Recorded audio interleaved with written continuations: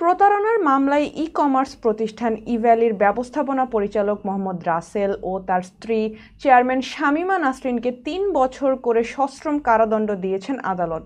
দণ্ডের পাশাপাশি প্রত্যেককে ৫,০০০ টাকা করে অর্থদণ্ড, অনাদায়ে আরও ৬ মাসের বিনাশ্রম কারাদণ্ড দেওয়া হয়েছে। আজ রোববার ঢাকার মেট্রোপলিটন ম্যাজিস্ট্রেট মোহাম্মদ মিনহাজুর রহমান এ রায় দেন। বাদীপক্ষের আইনজীবী সাকিবুল ইসলাম বিষয়টি নিশ্চিত করেছেন। তিনি জানান, আসামিরা পলাতক রয়েছেন। আদালত তাদের বিরুদ্ধে সাজা পরোয়ানা সহ গ্রেপ্তারি পরোয়ানা জারি করেছে।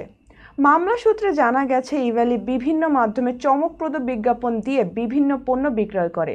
এতে আকৃষ্ট হয়ে মুজাহিদ হাসান ফাহিম তাদের প্রতিষ্ঠান থেকে ২০২১ সালের ২০ ফেব্রুয়ারি ইয়ামাহা R15 বাইক অর্ডার করেন, যার মূল্য পরিশোধ করেন।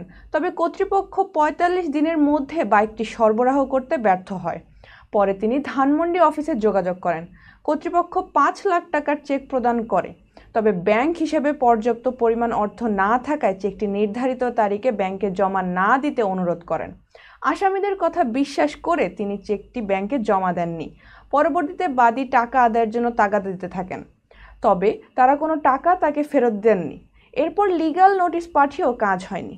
এ ঘটনায় মুজাহিদ হাসান ফাহিম ২০২৪ সালের জানুয়ারি মাসে আদালতে রাসেল ও শামীমার বিরুদ্ধে মামলা করেন।